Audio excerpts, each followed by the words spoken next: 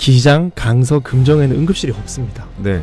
그래서 이쪽에 거주하시는 분들은 심한 경우에는 경남까지 가서 진료를 받는 경우도 있어요. 그래서 좀 아까 서 의원님 말씀하신 것처럼 공공의료시설 확대가 좀 필요하다. 그래서 부산시에서는 지금 서부산 의료원이랑 침례병원, 공공병원화를 좀 서두르고 있습니다. 그래서 좀 빠른 시일 내에 이 기장, 강서, 금정에도 응급실이 좀 생겨나야 된다 생각합니다.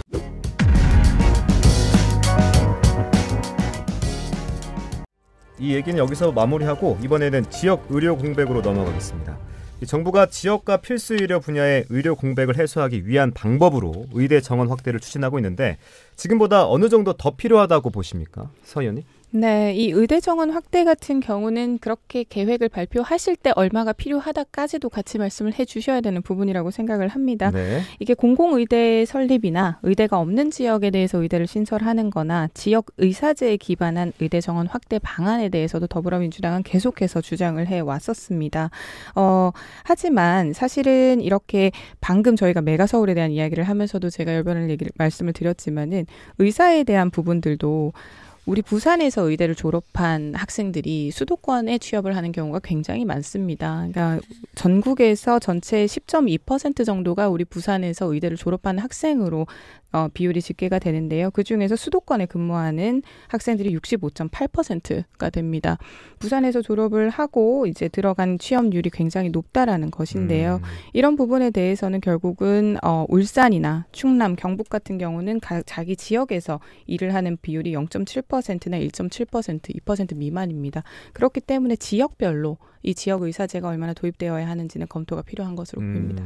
이 의원님께서는요? 이제 우리 수치만 살펴보면 인구 10만 명당 의사가 되는 비율이 한국은 7.22명, 그리스는 13명, 오스트리아는 14명이에요. 제일 적네요. 엄청 제일 적은 수치죠. 네. 그런데 또 고무적인 통계가 시스템이 워낙 좋다라는 걸 반증을 합니다. OECD 국가 중에서 의사에게 진료를 받은 횟수는 연간 14.7회로 전 세계 평균의 2.5배입니다. 우리나라가? 의사 수는 제일 작은데 진료는 2배 이상 많이 받고 있는 그런 나라죠. 그래서 네. 우리가 시스템이 얼마나 좋은지 그걸 확인할 수 있는 통계라고 생각해요. 그래서 우리가 지금 정부에서 의사 정원을 늘리겠다라고는 하지만 저는 좀 드라마틱한 그런 수치보다 아주 적절한 선에서 증원하는 것이 맞다라고 생각합니다. 그 수치만 보면 좀 잘 되고 있는 것 같은데 지역에서는 그렇게 좀 안 느끼고 있지 않을까요? 그러니까 단순한 의사 수를 늘리는 게 중요하지 않다라는 게 바로 이런 부분입니다. 의사 수를 괜히 늘렸다가는 지금처럼 선호하는 피부과나 뭐 성형외과나 이런 부분의 의사도 늘어날 수가 있습니다. 지금 우리가 중요한 거는 필수 의료, 공공의료, 지역 의료 기반 확충이기 때문에 네. 필수 의료 인력에 조금 집중을 하고 공공의료 인프라에 집중을 해야 하는 것인데 지금은 그저 의대 정원 확대라는 이야기만 던져놨기 때문에 이러한 논의가 이루어지는 것입니다. 우리가 뭐 다른 주제로 얘기하고 있긴 한데 뭐 서울의 수도권과 인프라가 많이 몰려 있다라는 주제로 똑같이 가자면 의대 정원을 늘리는 것보다는 그 수도권과 지역 의료 격차를 줄이는 게 중요하다는 얘기를 많이 하고 있거든요. 뭐 소아과 오픈런, 응급실 뺑뺑이도 사실 쉽게 볼 수 있는 사건 사고이긴 한데 부산 의료 현실은 어떤지 좀 짚어주시죠. 그러니까 사실은 서울 다음으로 좋은 것은 사실이에요. 부산이? 네, 응급실도 36곳이나 있거든요. 그래서 뭐 누구나 내가 밤에 아파도 응급실에 갈 수 있는 환경이 조성돼 있긴 합니다. 그런데 좀 수치상 36곳이라서 그렇지 구체적으로 살펴보면 기장, 강서, 금정에는 응급실이 없습니다. 네.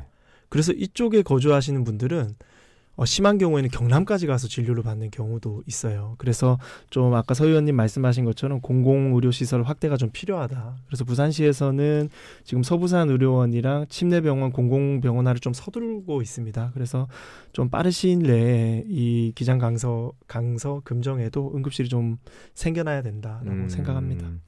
현실이 이렇다 보니까 말씀해 주신 것처럼 경남에 가서 치료받는 환자분들도 계시거든요. 더 나아가서 수도권으로 가서 환자분들께서 치료를 받으시는데 이 악순환이 좀 끊어지려면 어떤 조치가 좀 많이 필요할까요?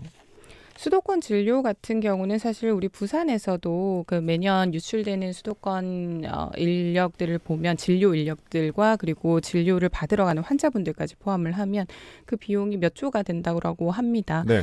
근데 결국은 사실 이 병원에 대한 것도 의료 서비스라는 개념으로 보면 이게 환자가 선택을 하는 부분인 것입니다. 그러니까 의료 신뢰도에 대한 문제도 있을 것이고 말씀드린 것처럼 수도권으로 너무나 많은 의료 인력과 의료 인프라가 집중이 되어 있기 때문에 이제 지역에 있는 분들 같은 경우는 그렇게 또 환자로 유출이 될 수밖에 없는 것이고 자연스럽게 의료 인력도 유출이 될 수밖에 없는 것입니다. 이래서 저희가 수도권 집중화나 메가서울이 말이 안 된다라고 말씀을 드리는 부분인 것이고요. 네. 그 응급실 뺑뺑이나 이런 부분은 결국은 시스템의 문제라고 봅니다.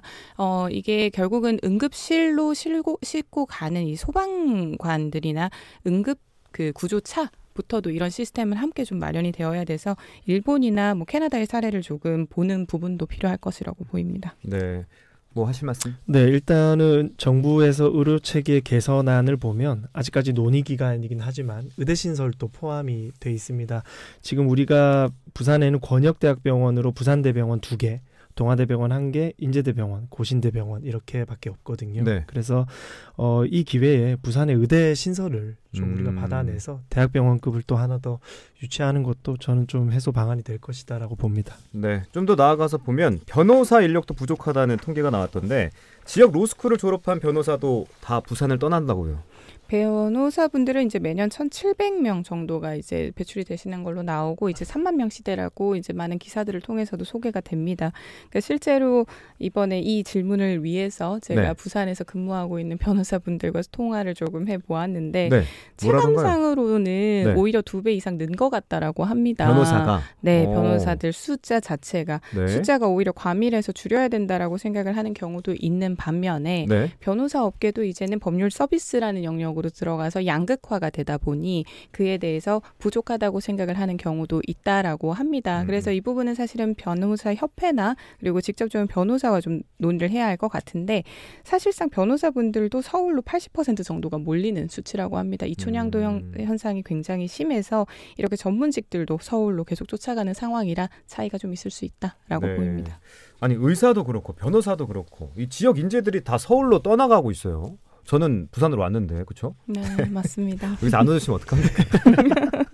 아니 서울 못지않게 부산이 잘 살면 되는 거 아닙니까? 어떻게 좀 만들어줘야 될까요? 청년들한테. 이제 애초에 전문직들 같은 경우에는 이제 고객이 많아야 돼요. 고객. 예, 그러니까 인구가 많아야지 자기네들이 영업할 수 있는 고객들이 많아지는 거거든요. 그래서 우리가 인구 유출을 막기 위해서 네. 아까 말씀드린 것처럼 박소영 의원이 제시한 양산 김해 수용안 저는 이런 것들이 좀 필요하다고 보고 아 그게 또 그렇게 연결돼요? 네, 그리고 로스쿨 같은 경우를 살펴보면 네. 애초에 로스쿨 다니는 분들이 부산 분들이 거의 없어요. 이 수도권에서 내려와가지고 여기 로스쿨 졸업하고 다시 귀향하는 그런 구조로 이루어져 있거든요. 그래서 우리가 입시를 할 때 좀 지역 인재들을 선발할 수 있는 이런 것들을 강화시키는 것이 저는 좀 선행돼야 될 것이다라고 봅니다.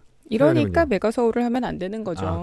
이미 이렇게 부산에서 이렇게 배출이 된 사람들도 지역에 있는 분들이 모두 다 서울로 가고 있는 상황인데 여기에서 김포까지 합해서 서울 자체를 확대시키면은 네. 더 올라가죠.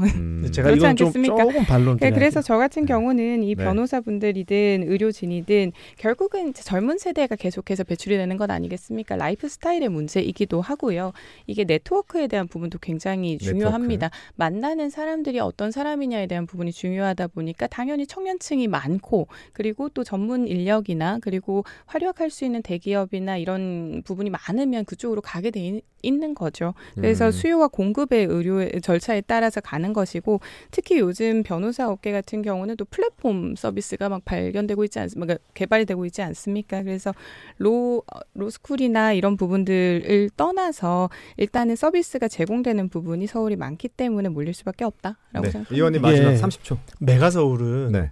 수도권 안에서 재조정이지 우리 부산의 것을 뺏어가고 이런 개념이 이미 서울이 확장이 그래서 되고 있습니다. 메가서울이 잘못됐다라고 얘기하는 것은 저는 우리 부산이랑 자꾸 연결지어서 이렇게 정치적으로 공격하는 건 좀 옳지 않다.